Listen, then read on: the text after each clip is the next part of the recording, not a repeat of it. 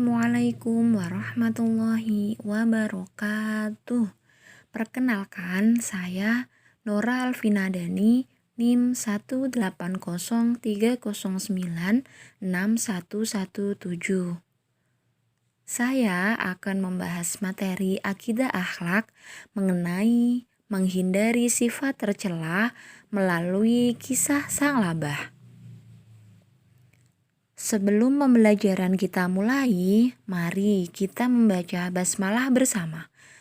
Bismillahirrahmanirrahim. Selanjutnya, tujuan pembelajaran yaitu setelah melihat video pembelajaran, peserta didik dapat memahami cara menghindari sifat kikir dan kufur nikmat dalam kisah sang labah. Sebelum memulai ke materi, yuk simak video berikut ini.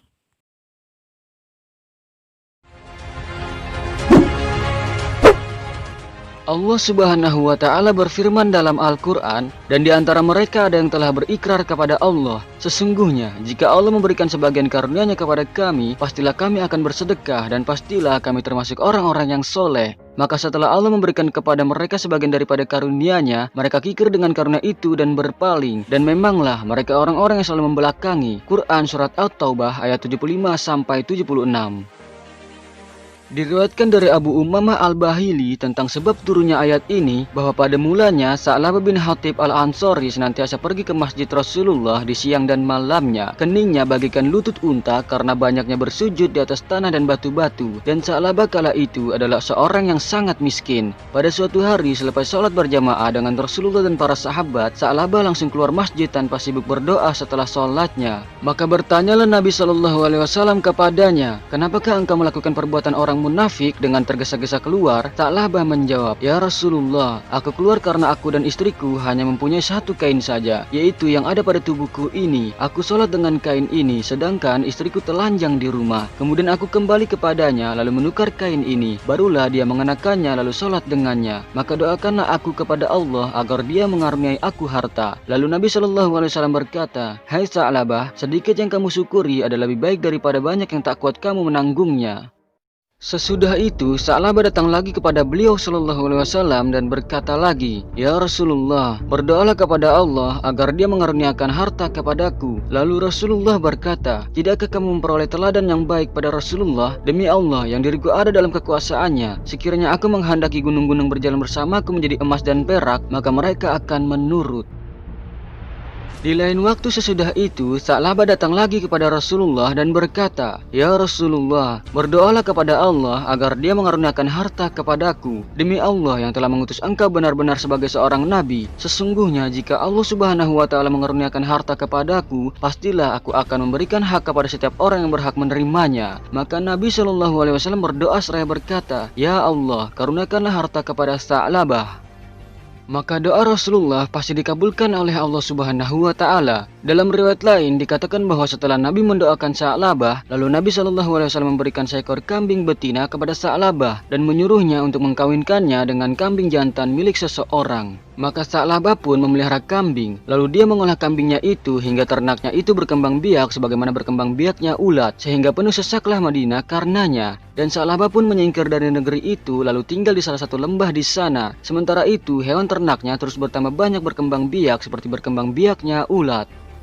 Dan saat itu Sa'labah masih sempat sholat zuhur dan asar bersama Rasulullah SAW. Sedangkan sholat-sholat lainnya dia lakukan di tengah kambing-kambingnya. Kemudian ternaknya itu pun semakin banyak dan kian berkembang, sehingga karenanya Sa'labah semakin jauh dari Madinah, dan kini dia hanya bisa menghadiri sholat Jumat saja. Kemudian ternak itu semakin bertambah banyak lagi, sehingga Sa'labah pun semakin jauh pula, dan akhirnya dia tidak lagi menghadiri sholat Jumat maupun sholat jamaah lainnya. Apabila tiba hari Jumat, dia keluar menemui orang-orang dan menanyakan berita-berita kepada mereka. Dan kini Sa'labah benar-benar telah jauh dari Rasulullah.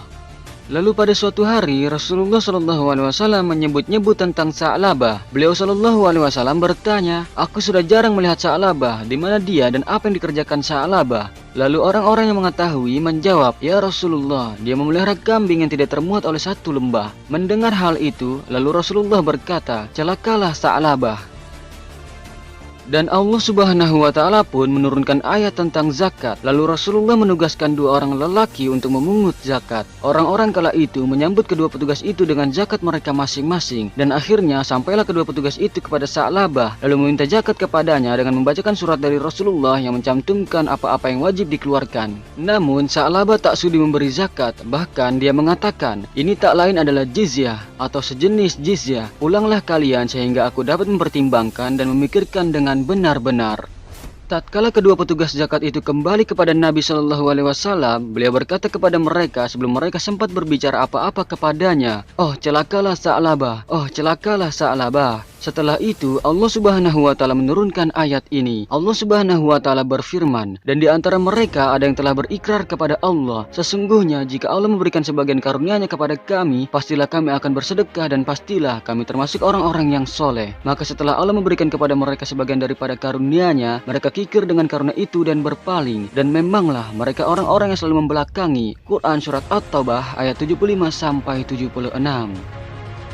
Sementara itu, di sisi Rasulullah ada seorang lelaki dari kerabat Sa'labah. Dia mendengar perkataan Rasulullah dan firman Allah yang disampaikan oleh Rasulullah. Lalu kerabat Sa'labah itu berangkat dan mendatangi Sa'labah dan berkata kepadanya, "Celakalah kamu, hai Sa'labah. Sesungguhnya Allah telah menurunkan ayat mengenai engkau begini dan begini." Setelah mendengar kabar dari kerabatnya, maka Sa'labah pun pergi mendatangi Nabi Shallallahu Alaihi Wasallam dengan menyerahkan zakat kepada beliau. Namun Nabi Shallallahu Alaihi Wasallam berkata, "Sesungguhnya Allah melarang aku menerima zakat darimu." Mendengar penolakan itu, kemudian Sa'labah menaburkan tanah ke atas kepalanya. Tetapi Nabi Shallallahu Alaihi Wasallam bahkan mengatakan, "Beginilah perbuatanmu. Sesungguhnya aku telah menyuruhmu, tetapi kamu tidak mematuhi aku." Maka pergilah Sa'labah dengan zakat yang ditolak oleh Rasulullah Shallallahu Alaihi Wasallam. Dan berjalannya waktu sampai tiba waktu wafatnya Rasulullah Shallallahu Alaihi Wasallam dan kepemimpinan Sayyidina Abu Bakar As-Siddiq radhiyallahu anhu. Kemudian datanglah Sa'labah membawa zakatnya kepada Sayyidina Abu Bakar dan berkata, "Terimalah zakatku." Namun Sayyidina Abu Bakar menolak seraya berkata, "Rasulullah Shallallahu Alaihi Wasallam tak sudi menerima zakat itu darimu. Haruskah aku menerimanya? Padahal Allah tidak menerimanya."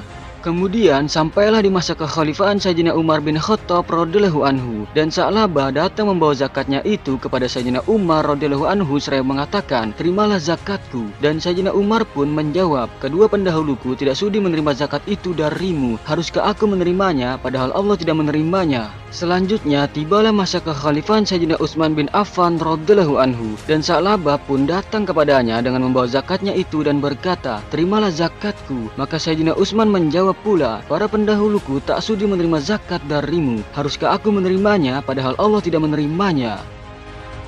Sa'labah akhirnya meninggal dunia pada masa kekhalifahan Sayyidina Utsman bin Affan radhiyallahu anhu. Semua hukuman ini adalah akibat dari kekikiran, mencintai harta dan tak mau berzakat, dan juga oleh karena menyalahi janji itu merupakan sebab kemunafikan. Maka menyalahi janji itu pun dianggap sepertiga nifak, sebagaimana diisyaratkan bahwa tanda orang munafik itu ada 3, yaitu apabila berbicara dia berbohong, apabila berjanji dia mengingkari, dan apabila dipercaya dia berkhianat.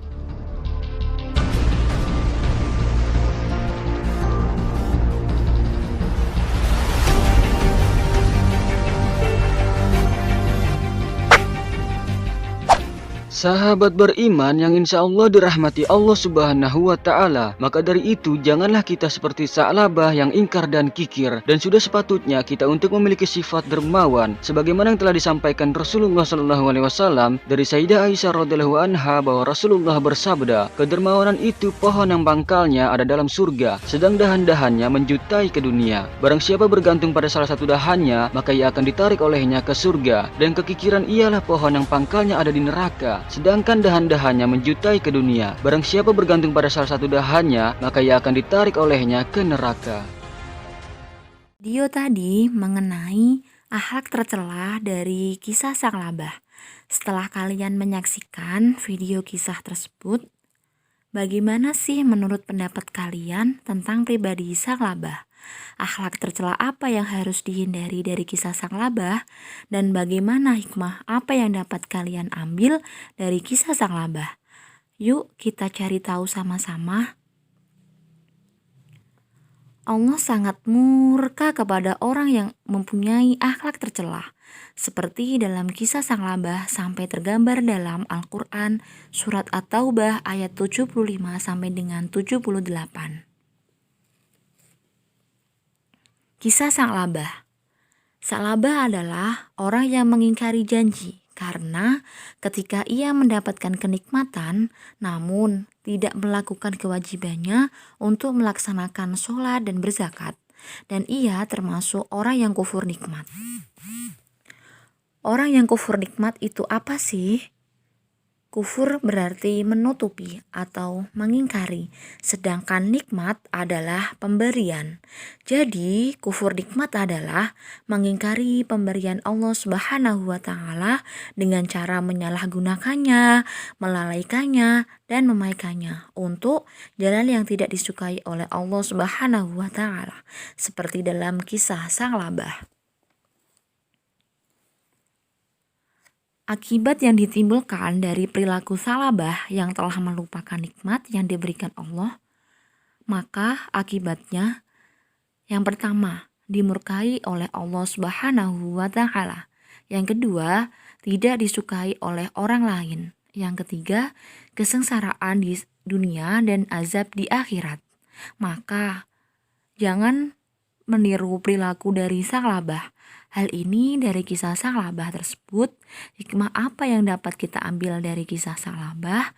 Yang pertama, selalu rajin beribadah baik dalam keadaan sempit maupun lapang. Yang kedua, selalu menepati janji, sadar bahwa bila ingkar janji akan mendatangkan laknat Allah. Yang ketiga, menyadari bahwa akhlak tercela akan menyiksa diri sendiri. Yang keempat, selalu patuh dan taat akan perintah Allah, seperti sholat, kita berzakat, puasa, dan kita harus beribadah hanya kepada Allah. Yang kelima, menghindari sifat takabur dan kikir. Sekian pembelajaran dari kisah sang labah. Semoga kita bisa mengambil hikmah dari kisah sang labah dan menerapkannya dalam kehidupan sehari-hari. Semoga bermanfaat dan jaga kesehatan selalu. Assalamualaikum warahmatullahi wabarakatuh.